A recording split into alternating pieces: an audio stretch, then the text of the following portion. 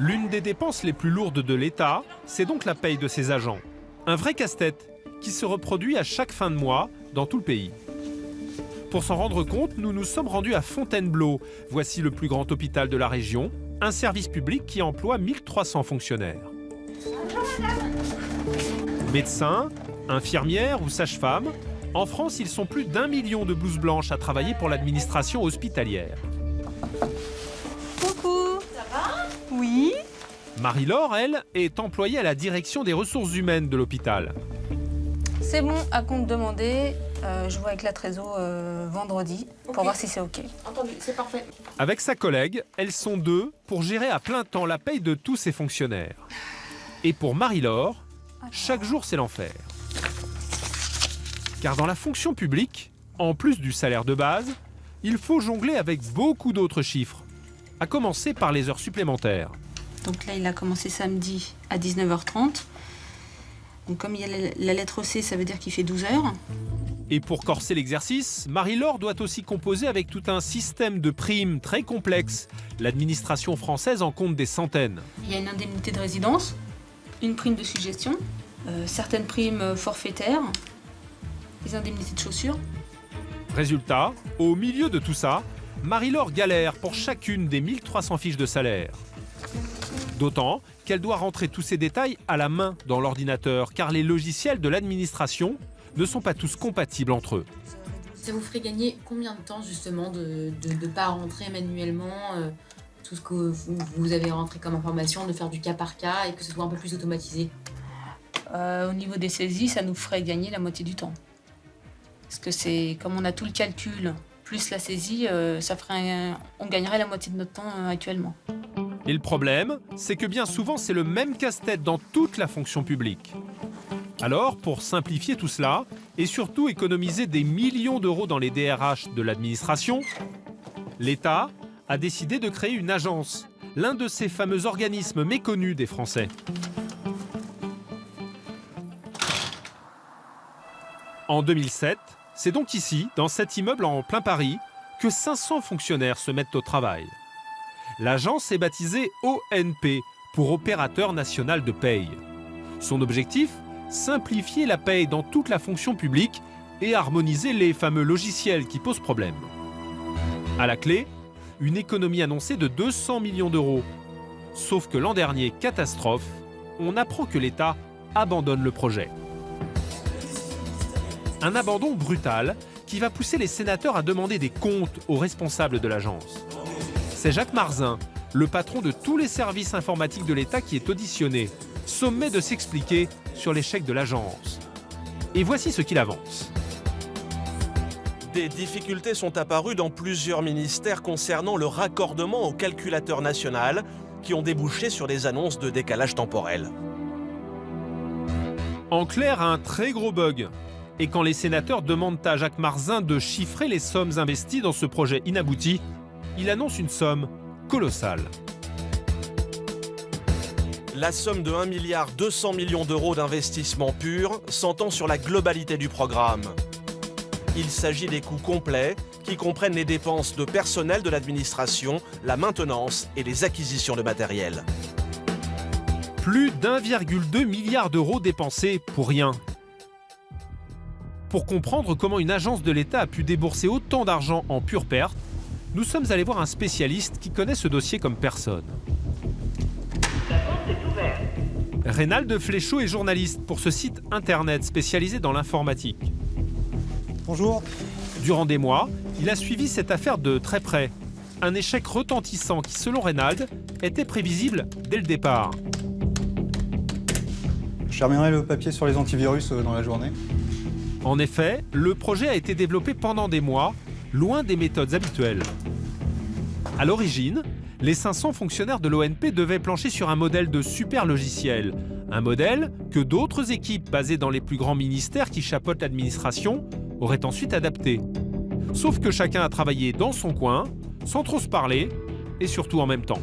On a voulu mener le projet ONP, donc le développement du logiciel qui est ici, avec les travaux d'aménagement de tous les logiciels qui doivent lui parler, doivent dialoguer avec ce logiciel central.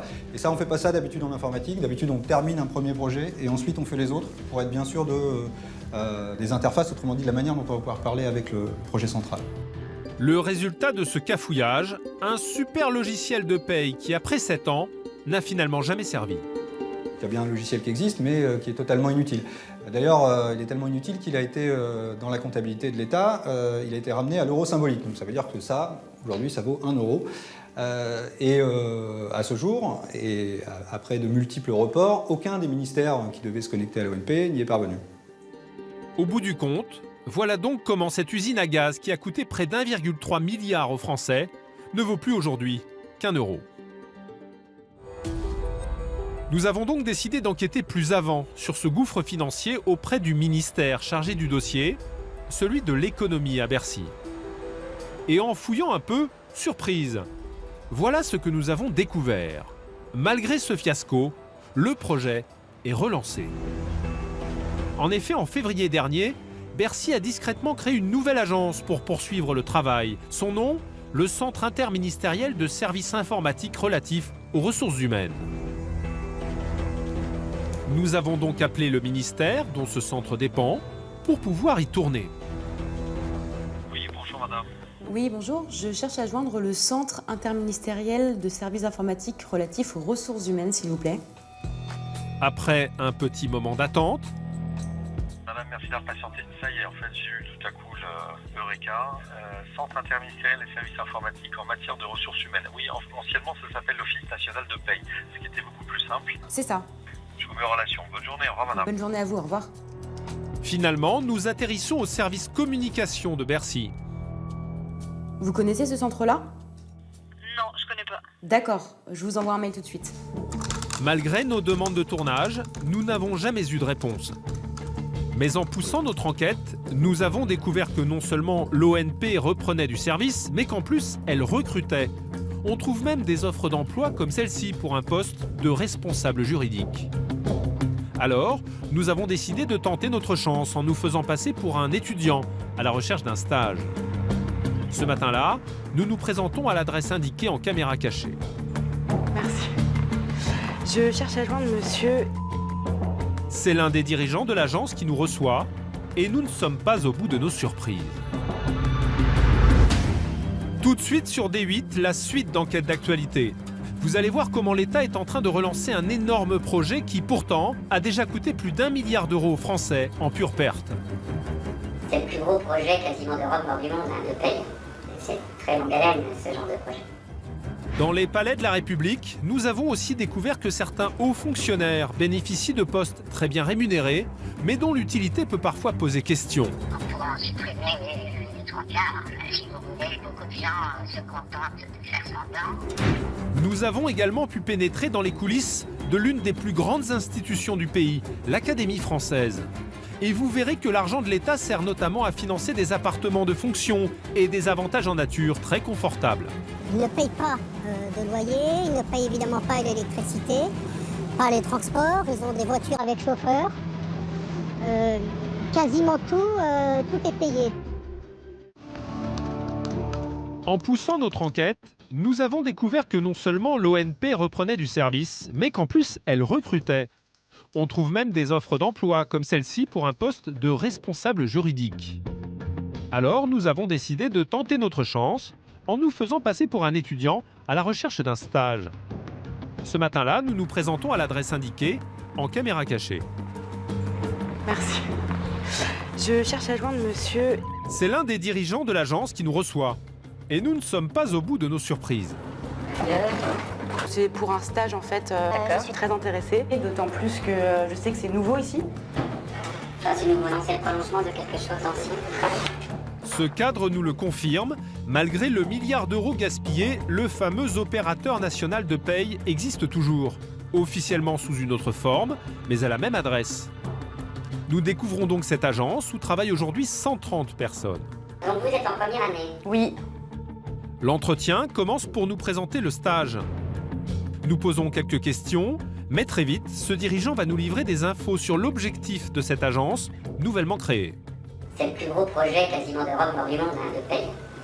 toujours en quête de modernisation, de savoir comment faire mieux à moins cher, comment simplifier les choses pour les contribuables. De bonnes intentions, mais c'est ni plus ni moins la même mission qui avait été confiée à l'ONP en 2007.